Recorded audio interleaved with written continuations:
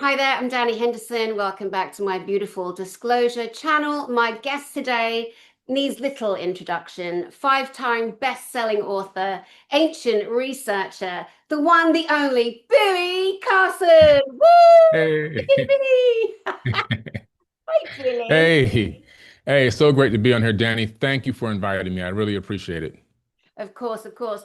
I like to joke about my new guests that, I stalked them. Some I definitely have. And I might have stalked you a little bit too, Vic. Not gonna lie. So you're all over the TV, all over the internet. Just saw you on Yeah. a 2-hour broadcast with Joe Rogan. I mean, you really get on the really big giant, outputs of information Yeah. or media. You've made quite the name for yourself. You have your big company, Forbidden Knowledge. And so most people that know of you and your handsome, beautiful face and your sparkling, charismatic personality, they know you for those things. But what I would like to do today, I would love to talk about young Billy, little Mm, Billy Carson, growing. yeah. So I would just love to hand the floor to you and for you to just take us into what was growing up like, where was it, and who Mhm. was around you and what were your influences, and take your Yeah. time. Absolutely. Thank you. So I was born in New York City, Queens General Hospital, which no longer is there. They turned it into a shopping center or something now. But Queens General Hospital in New York.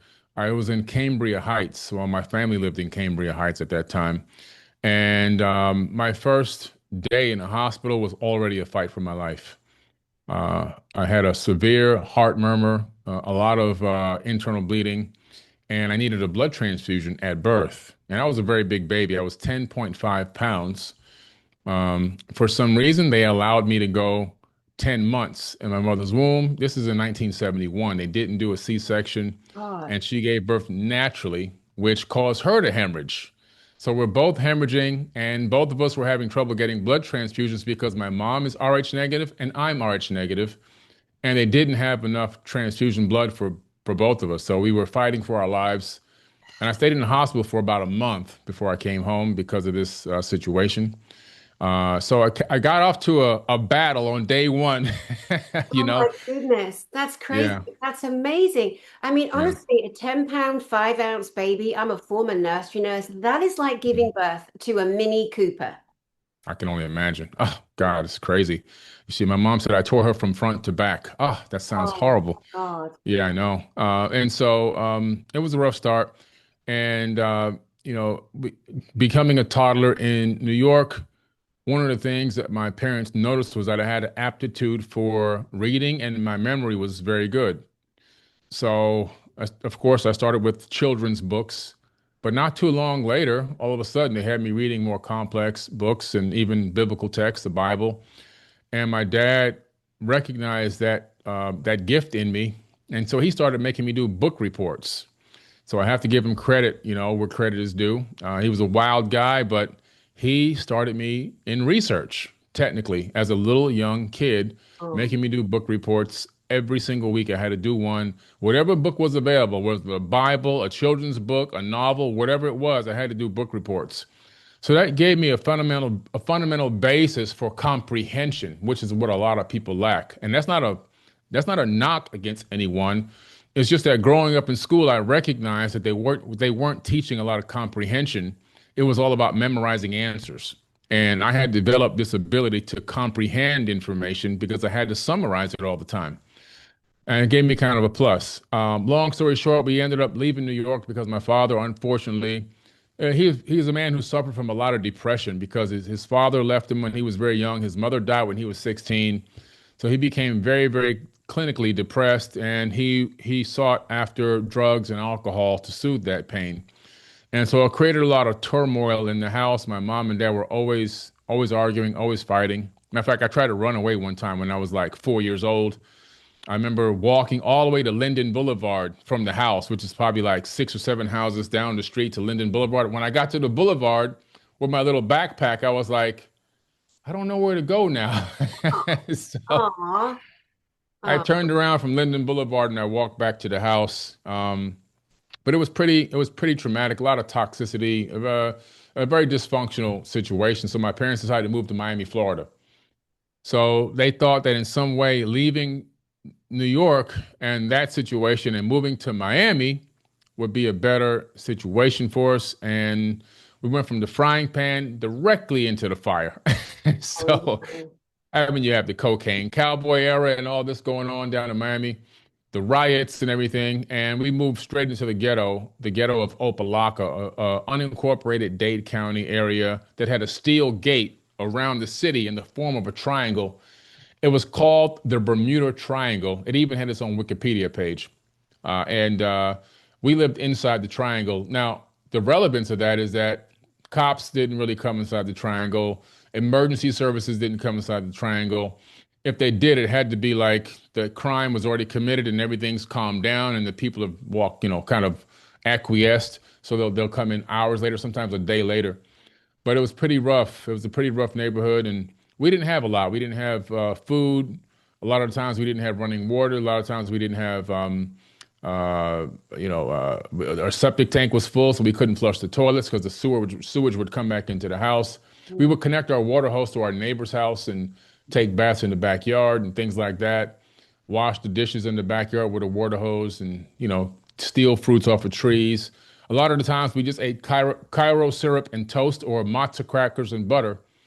I don't even know how the hell I got to be 6'4" because I didn't have a lot of good nutrition. I wow. probably would have been 6'7", 6'8" if I had real food to eat, when I was younger. So crazy that I was growing like this with no nutrition.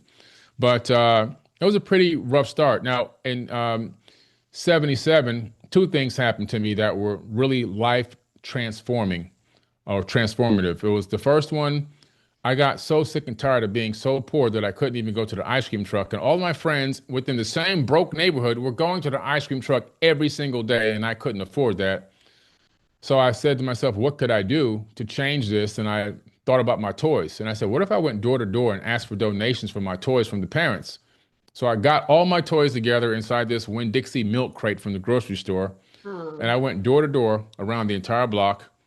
And when I got back to the first house, I was up to about $13 and change in donations, and all my toys were pretty much almost gone, even the broken ones. oh, Probably out of sympathy, of course. yeah. But that moment really changed my trajectory in my consciousness and my understanding and my perspective on life. Because at that moment, I literally said out loud, it's me who's going to save me. I recognized that. I realized that there was no one coming to save me. There's no rescue coming. There's no deity flying down from space to come and swoop me up and take me to a better place on earth. It's going to be my conscious thought multiplied by my own action, which equals my own manifestation. And Wow. that's the shirt that I actually have on today. It's my formula, CT multiplied by A equals M. I live by this. This is my life's formula right here. Conscious thought multiplied by action equals manifestation. You can't get anything done on this planet or in your life without that formula. And when I realized that, I realized I was going to be okay, that this situation was only temporary, and that eventually, if I continue to act on my own thoughts and make changes, I can get myself out of here. And it's exactly what I told my mother I was going to do. Wow. Wow. I got a question for you. Yeah. So there with your toys in your crate, did you leave any of your favorite toys behind in your bedroom and just take toys you were happy to let go of, or did you throw them all Yeah. in? How old? All of them. I just let them all go because I felt at that point, to be honest with you, I was like, I don't even play with toys. Oh, how old were you? Yeah. I How told old? my parents, oh, 7 years old. Oh my 7. gosh. Yeah.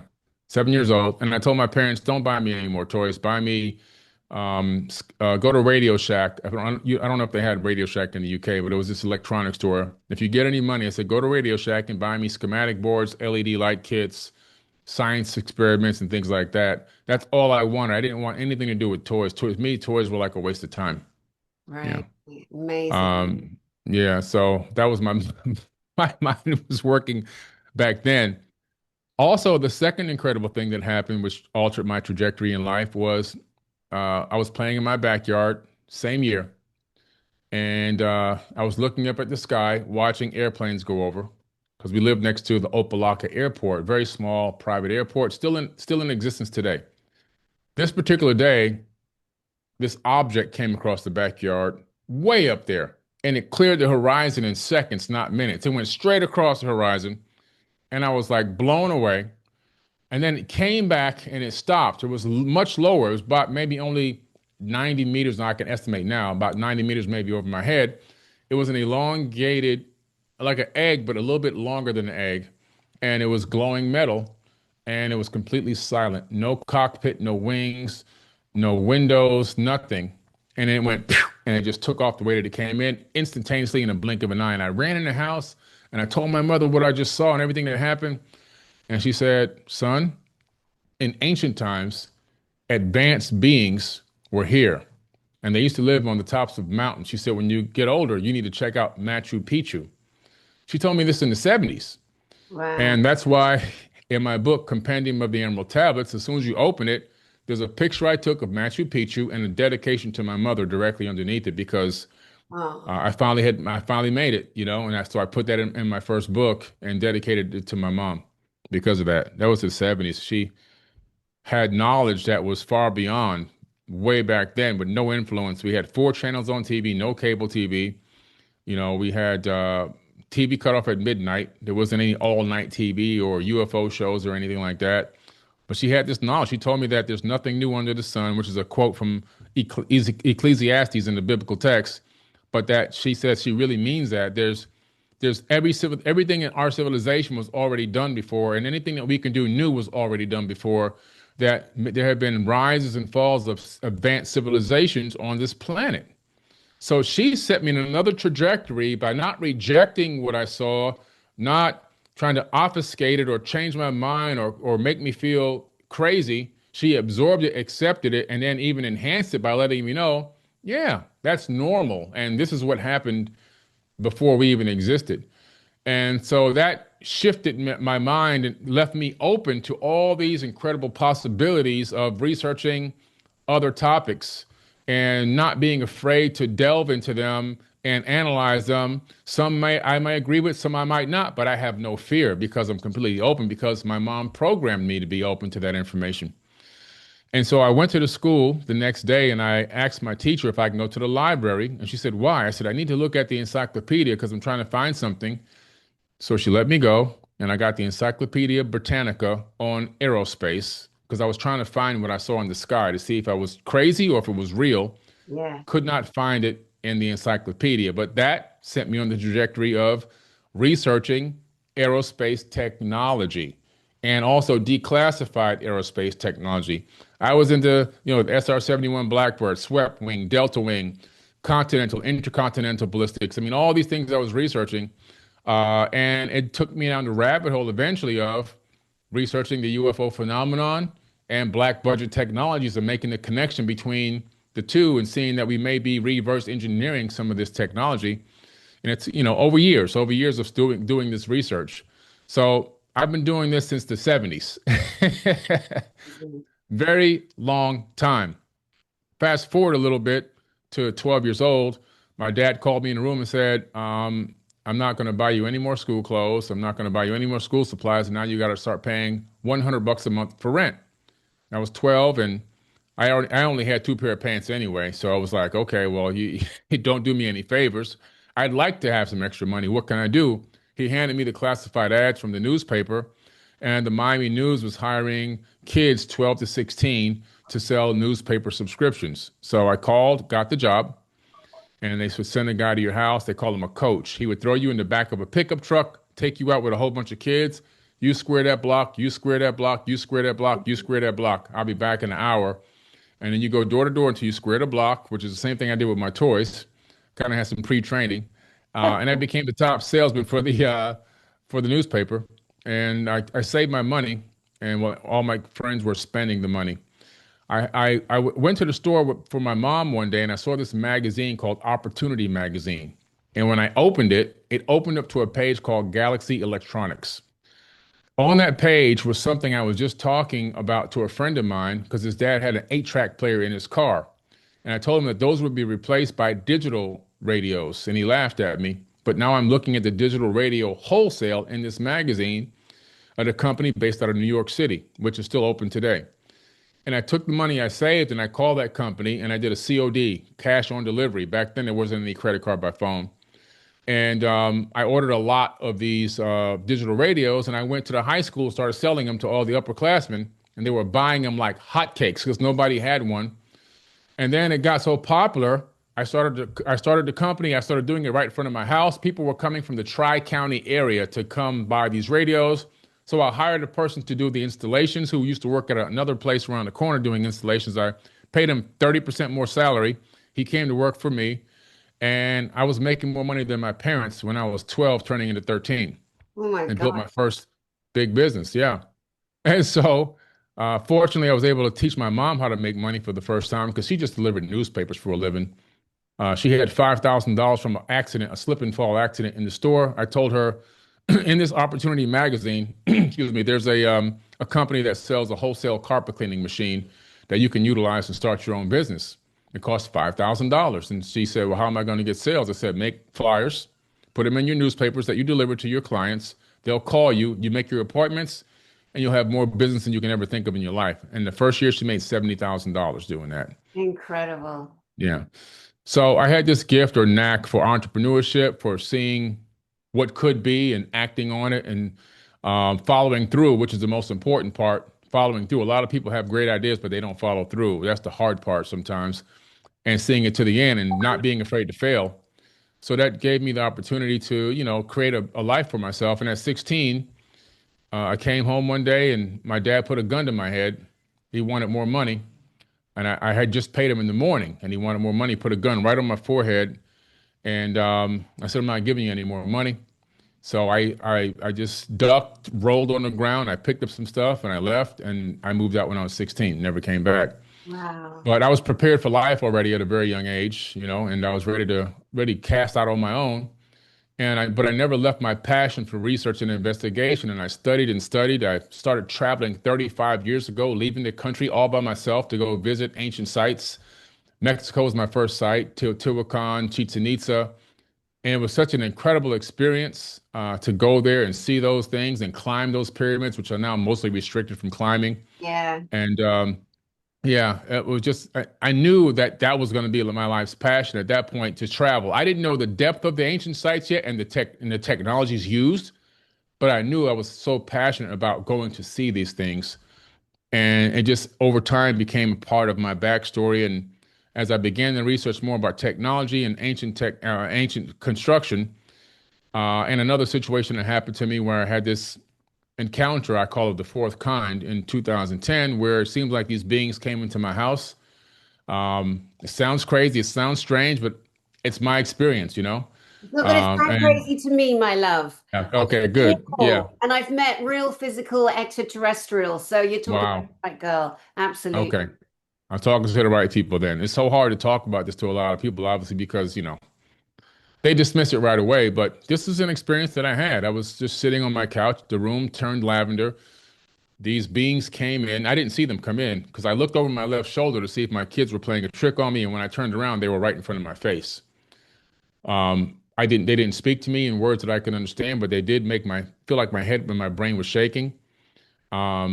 And just as fast as it started, it stopped. And then they turned around and I saw them leave. They actually kind of bounced or dangled away. It's kind of hard to explain. It's like they were on strings almost. I don't know if Mm. it's the gravity or what it was, but they didn't walk like a normal human being with a gait. They Uh-huh. kind of almost bounced away. They went through the wall Yep. and the lights came back. The TV came back. I ran around the house. It scared my whole family, me telling them what happened. It wasn't received like where my mom received me. Yeah. They received it with fear, with anxiety, with anger, and it really caused a big rift between me and some of my family members. Even one of my sons still won't talk to me till this day because of that incident. He's very, very distant. So Uh, how yeah. old were you and what exactly did the beings look like, please? Well, the beings had to be probably about 4.5 feet tall because I was sitting down on the couch and I have a long torso. So I'm estimating probably 4.5 feet tall. They weren't exactly gray like they, depict them, but they were kind of tan grayish in that middle range of color. And they had the big eyes, although the eyes didn't look, and they were only inches away from my face, they didn't look like actual real eyes. It looked like they had coverings over what might have been the eyes. Yep. What was on the eye it looked artificial. It didn't look like it was a natural organic thing, or maybe that's just the way their eye looked. I don't know. I can't tell if that was a real eye or a covering that went over the actual physical eye beneath. Slits for nose, slit for mouth. The mouth never opened. There was no opening of any mouth. The body was very slender, very long, dangly arms, very long, dangly legs.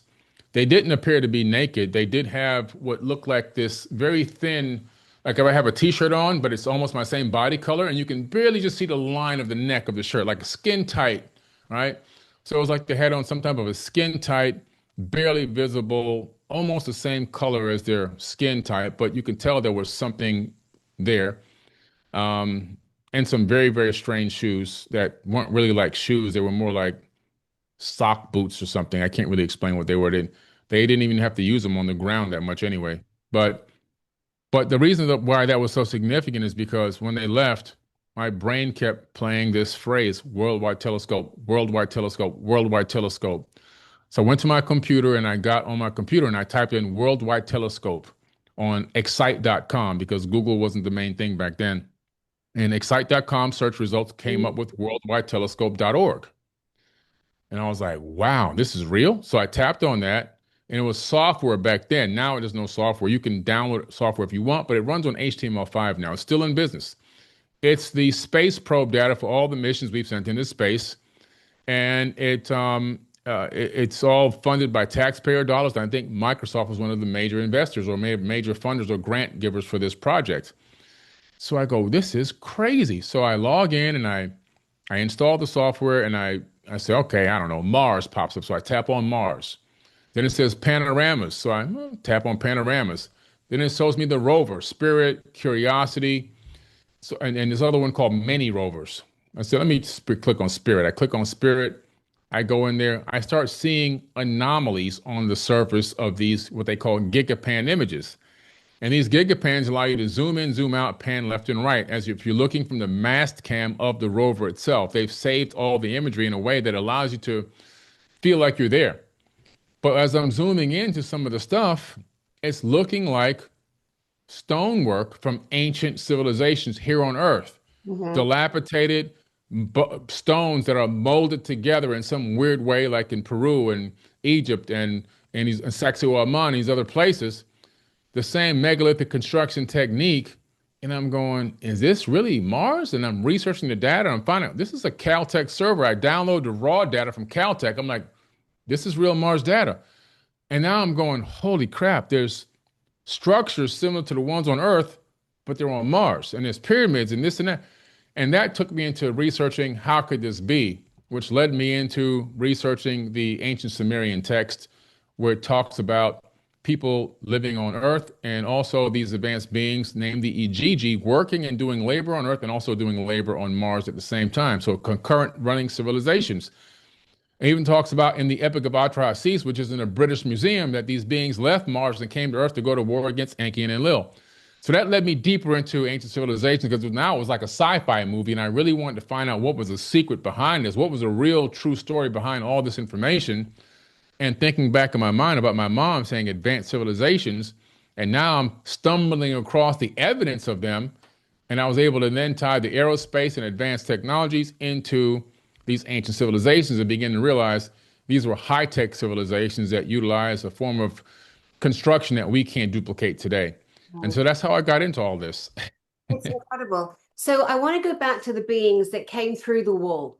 Okay, Mhm, you mentioned that they were so close to you that you could see almost lenses over their eyes. Now, this is a very mhm, typical proof. We always look for proof, don't we? mhm. If it was Gray's, I'm not saying it was, because it could have been Yeah. something else. And I know the exact book to recommend to you by Elena DANAAN, but she's drawn Mm, so many countless mm, real mm. ETs. It's called Galactic Encyclopedia.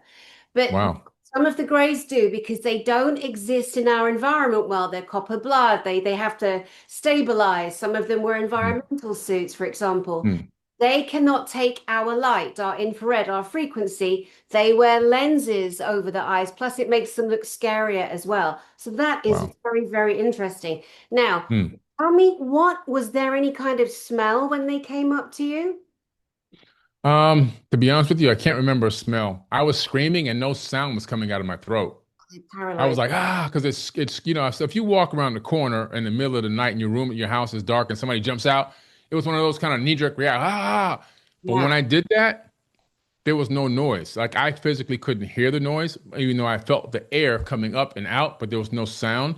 And Right. I guess maybe because my house was full and they didn't want anybody to hear me. So that in a way, I don't know what kind of muting technology or cancellation frequency, Yeah. but because of that, I was so frightened, to be honest with you, I can't remember a smell.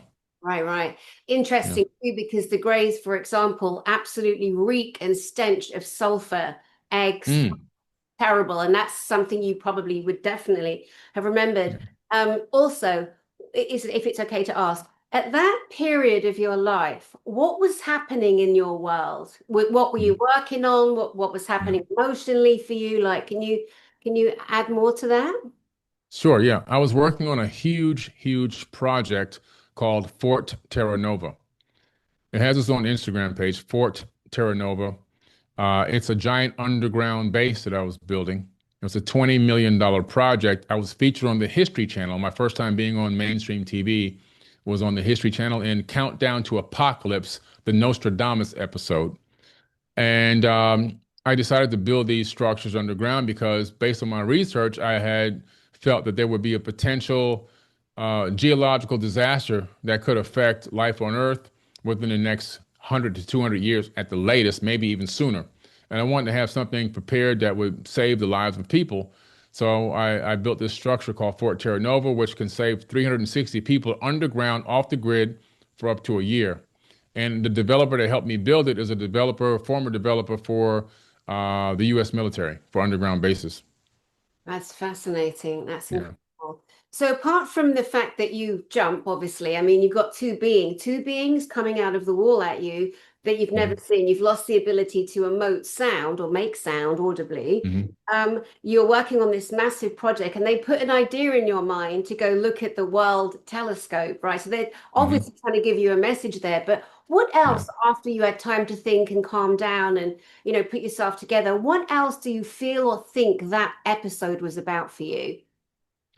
It was about really because two things happened. One was the worldwide telescope. The second one was I don't know what made me dive into it, but right after that, I started diving into quantum physics and quantum mechanics. And I was able to understand it in a way where it didn't take any training. I can conceive it, I can understand it, I can grasp the concepts wholeheartedly. Um, and I mean, these are things that some people still can't wrap their mind around today. And I was going into wave particle duality, Heisenberg uncertainty principle. All of these things just automatically seem so familiar to me. The double slit experiment and parabolic down conversion and quantum entanglement and all these things. And it was just coming to me, and I was just researching and researching, and it was so easy to grasp and understand. I even created a Facebook group for quantum physics, and it became one of the largest ones on Facebook. And I was helping students do their homework. Amazing. Um, and so, in some way, this, I have to say now, it was treacherous in the beginning. I used to get emotionally broken down over it. I've done a lot of shadow work on myself to talk about it freely now. But I think that this was a gift to, for whatever reason, I was selected or picked, or maybe they saw something where I was a person that can go in and do this level of research on these topics. I can tie in the science. I can tie in the connection between spirituality and quantum physics. I can explain to people what's happening behind the veil. I can connect the dots over many vast millennia and show people paint a better picture for people to understand what's going on or what had happened.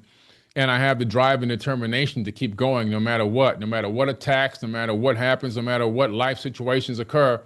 My drive and determination is so strong, I have consistency. And maybe that's why I was the one chosen for this mission. Yeah. There are people that might suggest that this interaction with extraterrestrial beings was to remind you of past life abilities that you had, Mm, memory, cellular memory locked away, which is why it was so easy for you when it was very mm, difficult for others to actually yeah. explain quantum physics, worm, Hmm. theory, string theory, etc. Yeah. Say that might have something to do with it. It's possible, it is possible. Um, some people have a lot of recollections of previous lives. I only have a recollection of one previous life, and it's only a small glimpse, a small window into what that was. And it's ironic because in that glimpse, I was in a war and I actually got stabbed through the heart. And when I came into this life, I had a hole in my heart. Yeah, yeah, yeah. That's incredible, Yeah. isn't it? And that again reminds us, I know it does, because years ago I was in Glastonbury, I was in my 20s, I was touring around with my American pen pal, Rhodey Jonas. And Hmm. I went in this pub and I went to the bar and I'm leaning over the bar trying to get the attention. And this huge fat man came right next to me. He had a big old beard. He was a big, beautiful, man. And he took his chubby finger, Billy, and he jabbed me right in my side. And I jumped out my skin, ready to let Wow. him out. And Yeah. he went, "You were shot there." He went, "Cavalry." He went, "Indian score." He went, "They killed you Wow. there." Now, what was crazy about that, I had a lump right where he jabbed me. Oh, Oh, yes. wow. Yes, they did. Anyway, that was in my early 20s. So that put me on a trajectory, a journey to look into past life phenomena, birthmarks, that these things, we have signature markers on the physical body too, that are going to take us Hmm. back down that road of discovery. Yeah, so that's Yeah. really fascinating. I want to go Wow. back a bit further with you to school because you were probably popular because you knew how to make money. You're probably a real cool kid for that. But how did you get on with other kids? Were you bullied? Did you have issues? Or because you were making the money, did they kind of look up to you? It was kind of a little bit of a mix. When I first got to Miami, I was bullied and got into a lot of fights. The reason why in Miami at first was because the kids in the neighborhood spoke a very hard slang, Southern slang, and I spoke New York with a New York accent. So they said that I was trying to act too bougie. I just couldn't understand what they were saying. I literally did not know some of those words at the time, right? So it took me a while it's like another language, and I had to learn it. But because I didn't know, they thought I was acting. And so that caused me to get into a lot of fights initially. After I got over that and people started understanding and things calmed down about a year later, but when I got to high school, we were shipped out to another school in a different district because they were trying to merge the races in the schools. And unfortunately, I was a victim of some prejudice there. And so they would attack me on the school bus and I would fight back. I would get kicked off the school bus. They wouldn't. I'd have to walk 3 miles home. Oh, Um, and what saved me was learning how to break dance, believe it or not. So I became a break dancer. I became pretty good at it, and that I would have battles, and I would win some battles, and that made me cool. So now I was a cool kid because I can break dance and I can win some battles. So that helped overcome a lot of the racial disparity and things like that. And now all of a sudden I was a cool kid. And then once I started making money and buying my own clothes and buying shoes for school instead of wearing shoes with holes in the bottom, I would put cardboard inside of my sneakers to keep my feet from touching the ground. And I was wearing shoes that were 2 sizes too small, and my feet were just cramped in there. oh, And once I could buy sneakers and clothes, then I just fit right in. So it took a little time to work my way to fit in and feel kind of normal around everyone and have them kind of treat me normal. Eventually, I became very well respected. So gangsters on one side and gangsters on the other side that were opposing guys against each other that would like to fight and battle, when they would see me walking, they would just calm down and stop. If I walked up on friends that were up to no good, doing drugs, trying to do something crazy or illegal, when I walked up, here comes Billy, here comes Billy, here comes Billy, put that away, put that away. So in some way had grown into this neutral figure that had some way garnered respect from all sides and everyone, which was great for me because I didn't have to pick any sides. I could just be me, which was pretty cool. that's beautiful. So you Yeah. mentioned that you really started doing the comprehensive book reports at 7 because your dad made you do it. What were the kind of most exciting things that you read? Who were the influences, Mhm. who were the authors between 7 and 12 that really set you off? Yeah, they were actually younger than 7. 7 was the time when we got to Miami. This Right. was as a toddler. I was already walking at 10 months, but technically I was really already a 10 and a half month born baby. So technically I was almost one. Yeah. People hear 10 months and they go, how? But I had a head start. But some of the, of course, a lot of the starting off with the kids' books like Dr. Seuss and things like that. Eventually, the books that we had laying around, like the Bible, was already always around, right? So it's going in and doing book reports on the Old Testament, and doing book reports of book summaries of different Psalms and Lord's Prayer, breaking down what the meaning of the prayer is and things like that. So, and memorizing all these things, which is why my dad would take me to the bars and have me start, quoting to the 23rd Psalm, the Lord is my shepherd, I shall not want. He maketh me to lie down in green pastures. I would just start spitting all this stuff out, and his friends loved it. But then getting into bigger, more important books like The Sea Wolf by Jack London was my favorite book. It was a novel, right? The Sea Wolf by Jack London. Incredible book. And I would read that book over and over and over again. And I've done, several different book reports on the book itself. That book was incredible for me. And then this other book that my grandmother just had laying around, a very, very old, torn up book, which was really about African spirituality and going in and realizing that. So when I was reading the book on African spirituality, which was this old book with dark brown, the oxygen had already kind of really made the pages brittle, and some of the pages were torn, some pages were completely missing. But the parts that I was able to glimpse and read, and I was seeing that, wow, there was a whole nother version of spirituality, not what's in this biblical text. Because in the biblical text, I was seeing a lot of contradictory information.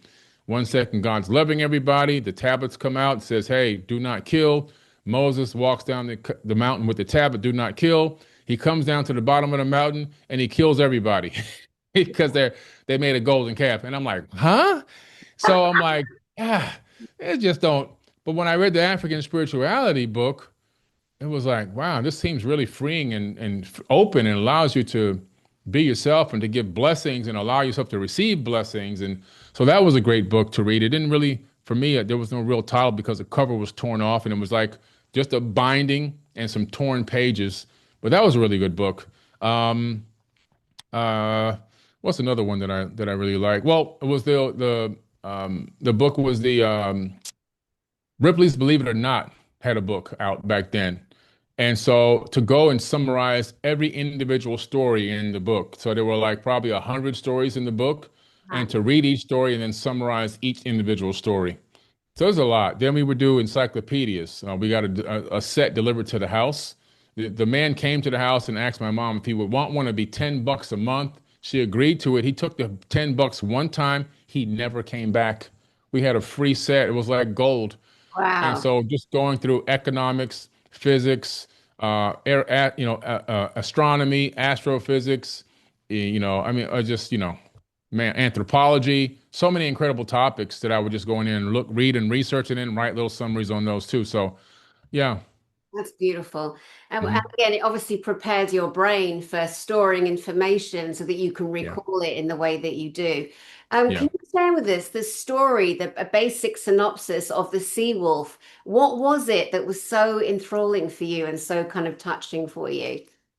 It was this man who had, claimed he was this sea wolf. In other words, a sea wolf is a person that can go on the roughest seas, that can handle the toughest situation, and the hardcore sailor that can go out there and deal with the situation of the ocean and not get seasick and can weather the storm. So it's really metaphorical, right?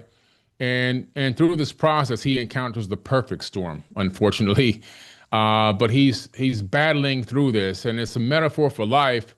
As our ego can rise up, but also the ego is important because it can give us a certain level of confidence, and it can give us the ability to fight through and persevere. At the same time, sometimes it can allow us to bite off more than we can chew sometimes, right? But it was a great, great story, and it was really metaphorical for the journey in life. I love that.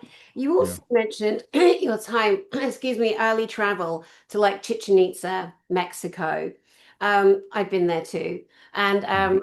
I want to know, in that time, you were able to still climb the pyramids, which you can't anymore. You can't go up the Yeah. steps anymore. Can you tell us what was the most amazing pyramid for you at that young age?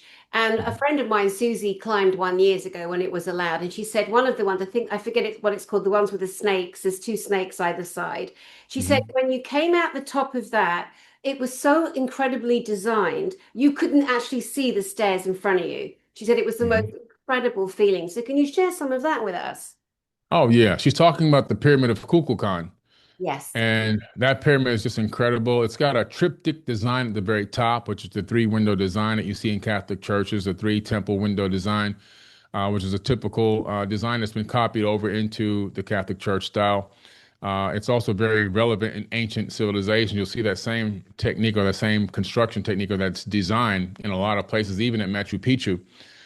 But yeah, the design of that place, the alignment is so incredible. When they built that structure, they knew that if they stood about 50 yards away, they can clap their hand and it would reflect off the stone and create this bird of the Quetzalcoatl, right? This actual bird sound. They knew how to create the exact frequency and sound of a bird based off of a hand clap. So they had special foreknowledge because you can't just randomly build a structure and say, I hope this bird sounding thing works. They knew before they built it that it would work. They knew before they built it that the snake would wind down, the side of the stairs, and because of the solstices. So they understood that the shadows would then ride down and create this movement of the snake down the sides or down these angles. Um, they just had so much foreknowledge in how they built this. It's just really, really incredible that they had the ability to build something like that and know exactly what it was going to be able to accomplish, that it was going to be a calendar. It's an actual tropical calendar. It tells you the days of the year, the months of the year, down to the day. And it's just incredible. I mean, to build that back then, it tells you that they had knowledge. Now, climbing it was amazing. And yes, when you get to the edge, it's almost like it just falls straight off. You have to kind of sit back on your butt a little bit and work your way back down very slowly. And you can't just go up and come back down because when you get up, now you're out of breath. And if you come right back down, you could faint or get completely exhausted. So they ask you to just stay up there. Well, back then, stay up there for about 10, 15 minutes, then slowly work your way back down. Um, but yeah, that entire site to me is mind blowing that we're thinking that the Mayans built it when the Mayans didn't have anything to do with that. The Mayans didn't build it. The Aztecs didn't build it. The indigenous, homegrown archaeologists that grew up there, that lived there, that had the verbal handed down star lore, finally have gotten the universities to approve teaching this, that they inherited what was already there. The civilization that built those structures throughout Chichen Itza, Coba, Teotihuacan, they were an advanced civilization, advanced high level people with high knowledge. And when they built this stuff, they tried to pass some of the knowledge down to some of the Mayans in the beginning, the very beginning of their arrival there, but the information got lost. The Mayans proved this by doing one thing, doing human sacrifices. A technologically advanced civilization that can create all these alignments with the stars and sounds and frequencies and everything else are not going to start throwing virgins in holes so that the gods can make it rain all of a sudden. Yes, very. Pulling people's hearts out of their chest and watching the pumping heart in their hand so they can have a good harvest and all this. Barbaric people don't build these kind of things. And so it's two different classes, two different groups of people that built this technology. One built it, the other one inherited it. Yeah, no, I agree with you 100%. I know you've been to so many. You just came back from Peru just last week. Yeah. If you could pick one outstanding, amazing monument, historical monument, ancient monument, what would you say right now and why? I'll tell you, it would be people. A lot of people won't even know this place. Naopa Iglesias. Naopa Iglesias is off the beaten path. As a matter of fact, you got to walk down the train tracks, and once you walk down the train tracks, and you get to this other area, uh, it's kind of like a very steep mountain climb. There's some signs there, and the sign says "prohibido," which means forbidden. So I took some forbidden pictures next to those forbidden signs, and our shaman took us up and around, and we hiked about three-quarters of a mile up the mountain to this man-made cave called Naopa Iglesias. It's not natural occurring, it's actually man-made. Somebody had the technology to carve into solid mountain rock and create this opening where this other area that's now blocked to go even deeper into it.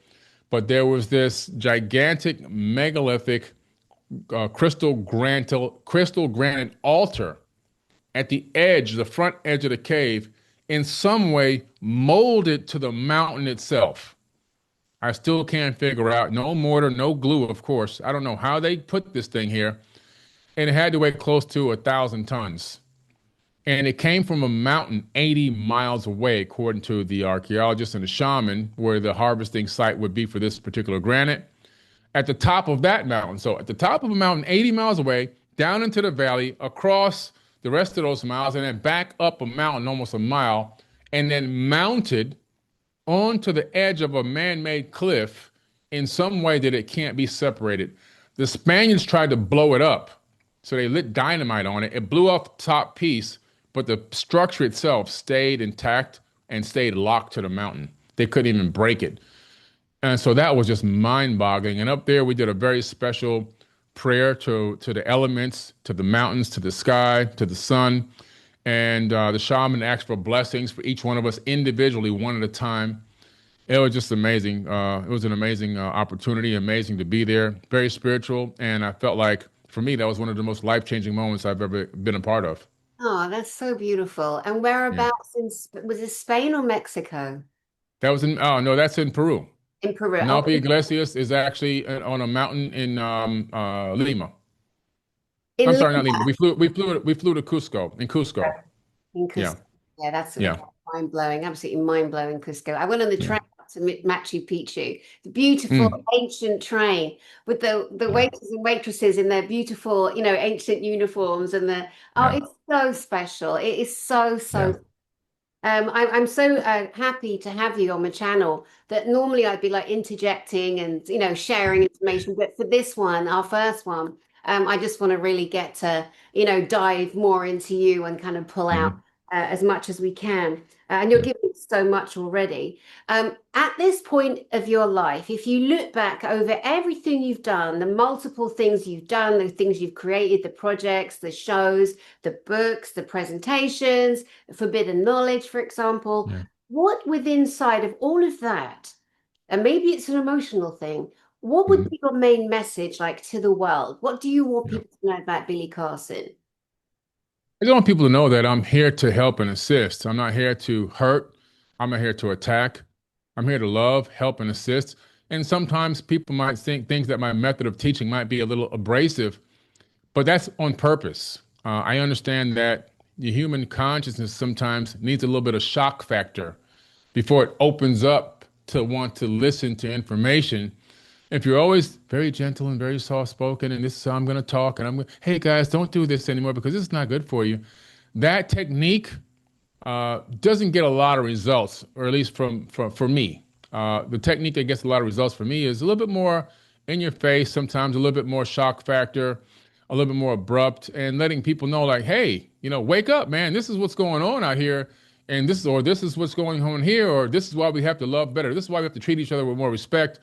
Just more of a direct approach versus beating around the bush and being a little bit too gentle. I like the more approach, like kind of in your face and just straight up and unapologetic is my technique. But it seems to work because across all my platforms combined, I have over 10 million followers. So somebody's listening, all right? And so some people are resonating with the information, obviously, but I want them to know that I'm here for help, assistance, love, and care, and to uplift humanity, not to tear humanity down. And that I really want to help us all together collectively shift and change the way people think and see each other on this planet. Yeah, that's so beautiful. So beautiful. Years ago, you started a form of space agency, an aerospace Mhm. study. Can you tell us the year you created that and what was the Mhm. inspiration for that? Oh yeah, that was actually quite a long time ago, around 2017. Actually, was the first time I started it. The inspiration was to create a space agency that could work on alternative propulsion systems, alternative technologies, things that the mainstream frowns upon or obfuscates or hides. And so the idea of it is to create technologies, research and create technologies that actually um, aren't patented. Patenting things in a lot of cases, especially when they're revolutionary, can create havoc and allow the government to eminent domain the technology, take it over and suppress it. So I wanted to create an open source community. And I'm very, we got a real good start, even though I started it then. We finally got off to a really good start right before the global pandemic. And then I lost my engineer, I lost my scientist, They were both out of the country also at the time. That's where they lived. So they had to go back to their country, and then I lost both of them. So I shelved it temporarily. But now I have new people working with me, and we have new projects being released. We had developed an AGM battery a few years ago, which is a revolutionary AGM battery, which we're releasing the open source on that. It can power a small house for about 5 days on one supercharge, or with a trickle charge from a solar panel, one small solar panel, it can do it indefinitely. That's to help people in countries with brownouts in very, very small homes, mini homes. So we have that. And then we're working on several other technologies right now. A ferrofluid vortex engine, rudimentary prototype is what we're working on. Other technologies include a universal translator. And so these are actual earbuds that have sensors on them that pick up the EEG from your thoughts. So you can think to your earbuds. They will go query the information from AI and then give you the answer right back in your ears. So you can just regurgitate that. It can then also hear and listen to the person speaking to you in up to 50 languages, and with almost very little delay, give you the information right to your ear, what they're talking about in translation, and give you the translation that you can speak back to them as well. So that's one technology that we're actually working on the prototype. And then another one is a brainwave technology to teach you how to train your brain to get into different brain states. So we have these different technologies that we're working on. We're working on making prototypes. I'm actually launching a couple of new projects within the next couple of weeks on online. So yeah, it's pretty exciting stuff. Just working on different technologies that the third. Well, I'll tell you one of the other ones. It's a 0 point energy device. Now, technically, it's not really truly 0 point, but what it does is it looks kind of like this. This is my own technology too, by the way. This is a solar powered battery pack that you can take hiking in the desert. It charges all day while you're hiking. It attaches to the outside of your backpack, and then you can charge laptops, cell phones, tablets, and everything else. Or you can rapid charge it too, and it has flashlights and stuff. But it's about this big, this device, this new device that I have, and it grabs all the ambient EMFs, all the electromagnetic frequencies that are all around us, and it converts those into energy. So it never has to charge by the sun or plug in. It just transfers power to your device, but it collects the energy free. It collects the energy wirelessly, and it can transmit it to your device by either utilizing the pad where you can just sit it on top like this, or you can plug it in and have the energy transferred that way. But it collects free energy from the atmosphere, basically. Incredible. Very Tesla-esque, connecting the natural ethereal, or the frill, as it's also called, off planet, the Yeah. frill energy pH. That's just amazing. Wow. Mhm. Who knew all these amazing things about you, Billy Carson? It's just so good to sit and dive in and really kind of get to Yeah. know, the man behind the handsome face, because let's face it, Thank you. some handsome men aren't that Thanks. I bright. appreciate it. We do like to have a little, like, it's funny, isn't it? It's funny. Yeah. Funny. Well, that's absolutely brilliant. Now, let's just come to a close. But I want you to tell everybody basically that what the whole idea and the name behind forbidden knowledge and your kind of four-finger signal that you're known for. What Yeah. is this to those that don't know? Yeah, it represents a lot. Well, I'm born on the 4th, September the 4th, right? Also, four is utilized in foreknowledge. In other words, advanced knowledge. I have to have pre-knowledge of something before I go into doing it when we're dealing with these advanced civilizations. They had foreknowledge. Nobody builds a great pyramid without foreknowledge. You don't build Angkor Wat in Cambodia without foreknowledge. You don't do these incredible feats of engineering without pre-having the knowledge. So it's foreknowledge. And then the bidden part, or the forbidden part, was the fact that there's a lot of information I put together that is not completely obfuscated, but very hard to find. And they spread out the connecting dots over many generations and thousands of years, and sometimes hundreds of years in time. And my ability to connect those dots and paint a better picture allows me to bring that forbidden knowledge to the forefront.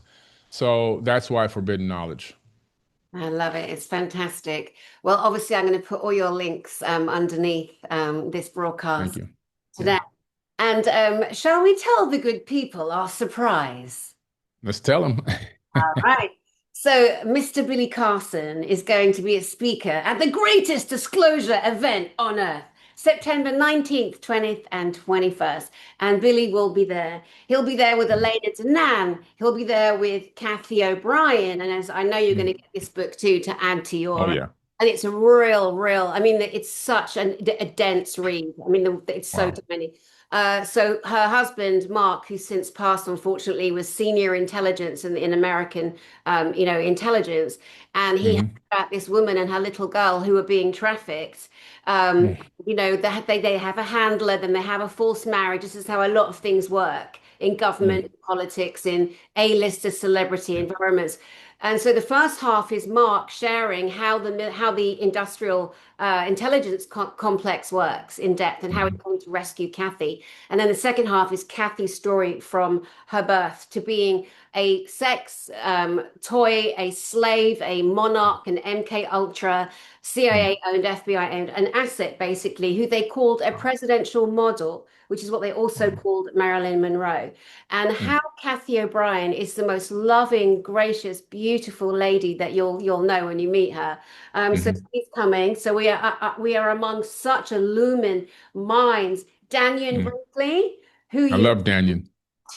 isn't he great? He's Yeah. died 3 times a night. Mate, could you stop dying already? 3 times, and his stories and his books. He's just incredible. And then we also have Tony Rodrigues. I can't wait for you to meet some of Mm, these people because you've never met them. Tony mhm, Rodrigues was the little boy taken by ETs and put into a secret space program by the American military. And when they used mm, him up, he was then sold on to a satanic occult. And then when they used him up, he was then sent to Peru to be put into near-death experiences so they could measure his consciousness, but also channel beings through him and see mm. if there were traffic up ahead because they were doing drug runs. I mean, Tony Rodrigues' story, his real life Wow. experiences were incredible. But one of the great things Tony's doing, Billy, is he was on Mars as well in a military program because everyone knows the military are up there. Like I'm so tired of everyone lying about it. Mhm. That's why I have Yeah. conferences.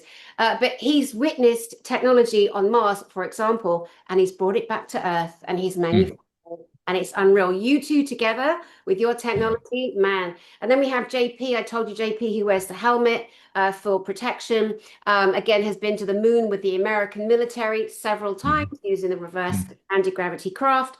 And then we also have Nikki Allen, who's our beautiful angel, spiritual connection lady. Praveen Mohan, who you're doing an Indian trip. Hey. Yeah, love me some Praveen Mohan. Yeah. And I hope I haven't left anybody out. Cathy, Elena, JP, Tony, Daniel Brinkley, Nikki Allen, Praveen Mohan, Billy Carson, and moi aussi, also me. Hey. And yeah, it's going to be the best Gsic ever. They just get Yeah. better and better and better. And this year we always bring spacecraft. We say the day, the time, the Mm, place. Okay. mm, Prove that we have physical contact, that it's not just a mm, made up flaky thing. mhm. We're doing for real to prove Yeah. proportion. And this year we're going to give it to the audience to connect to their star families so they can see Mm, their own power too. So we are so thrilled that you wow. said yes to the best, Billy Carson. Yes. So let me, I just got a message from Elena, literally a text come in. She says, I can't wait to meet him. She can't Mm, wait to hey. meet him. It'll be so fun, so fun.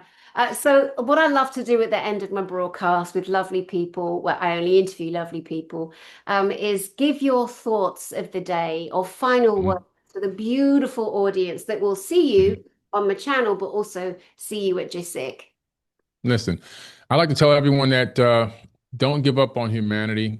Things get bleak. Things get they get gray, especially right now with what's going on in the world. There's some tragedies that are going on in the world right now. But these are growing pains, and it doesn't take away from the egregious acts that are being done to by humans to humans. It's us hurting us.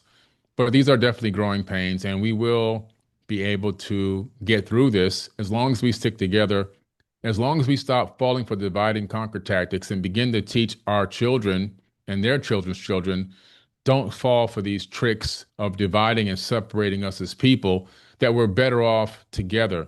that the power comes in collaboration, not competition. And when we can switch to that mindset, we can achieve anything we set our hearts to do, and we can take back control of this planet. That's beautiful. And that is so perfect. Yeah, beautiful and perfect. Thank you so much, Billy Carson. I will see you soon and talk with you soon. And to you, beautiful guys out there, thank you for spending time with us today. Thank you for engaging in the live chat. And as always, I'm Danny Henderson, and I send love from my heart to yours. Mwah. Aloha, and I'll see you soon. Thanks, Billy. Hey, no problem. Thank you. Yes, that was great.